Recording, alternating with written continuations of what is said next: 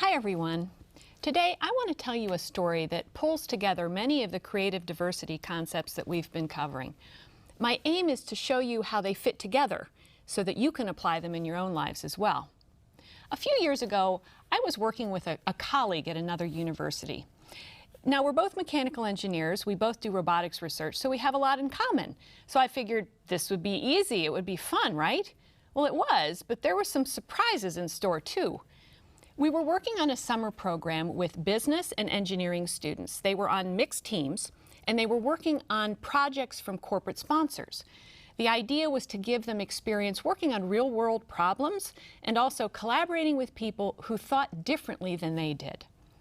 So my role on the project was to teach them about creative diversity. First, we looked at their creative levels. Business and engineering, they're different, but they were all juniors, so they all had some common experiences in college. I also gave them several assessments of creative style, including the KAI that we've talked about in this course. No surprise, I found a wide diversity of styles across the whole group. So to help them deal with that diversity, I gave them a workshop on creative collaboration. Some of the exercises they did in teams of similar styles, and sometimes they worked on exercises in groups that had very different styles. The first surprise came when I had them working on teams with similar styles.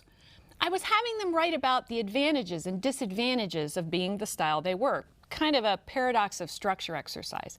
And one of the teams disappeared. They disappeared. I finally found them in the elevator. They had actually pushed the stop button, so they were suspended between two floors. Now you can probably guess, this was the least structured team out of all of them. And it was a really great example of that kind of behavior. It was also a great way to unnerve your professor. Now once they started working on their projects, we had them use idea journals so they could write down their thoughts and their feelings, both about the projects and about working with people who had different ways of thinking. When they shared those journals with us later, it was no surprise to us to find that the teams with the biggest cognitive gaps, that means the biggest differences in their creative levels and styles, they seemed to have the most conflict. They knew that they needed that creative diversity to get the project done, but sometimes managing those differences, it was emotionally draining for them. Now, the teams that had smaller cognitive gaps, they had some problems of their own. Maybe they agreed on how much structure they needed, but they didn't agree on what it should look like.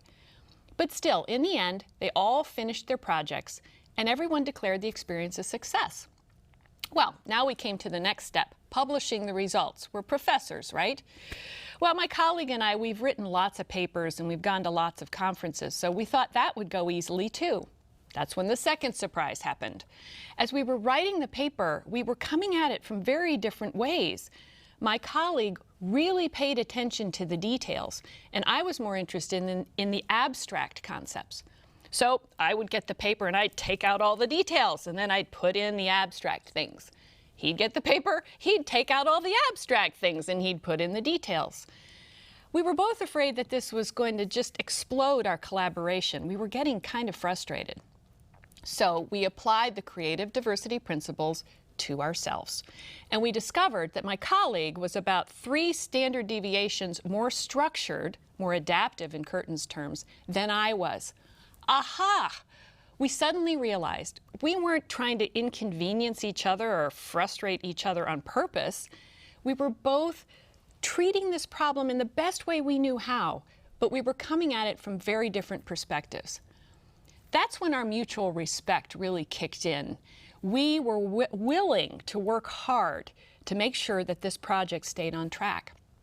So if something was really important to him, a particular detail, we left it in. And if an abstract concept was really important to me, we left that in. But when we didn't really care, we would negotiate, we would figure it out together. So we finally finished the paper, it got accepted, and here's where the third surprise comes in.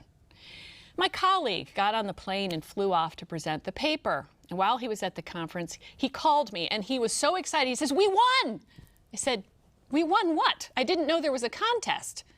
Well, it turned out we had won a Best Paper Award at that conference. It was the first time it had ever happened for either one of us. And so you see the value of figuring out how to bridge those cognitive gaps, how to listen for value from somebody who thought very differently. It was very real for us that day. And I've never forgotten that experience. Now I purposely look for people who think differently than I do.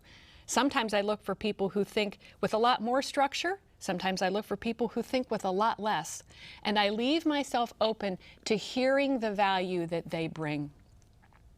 I hope that this example has given you some new ideas and insights about creative collaboration and about how to leave yourself open to the value that other people bring, especially when they think very differently from you. That's it for today. Thanks so much for being here. Take care.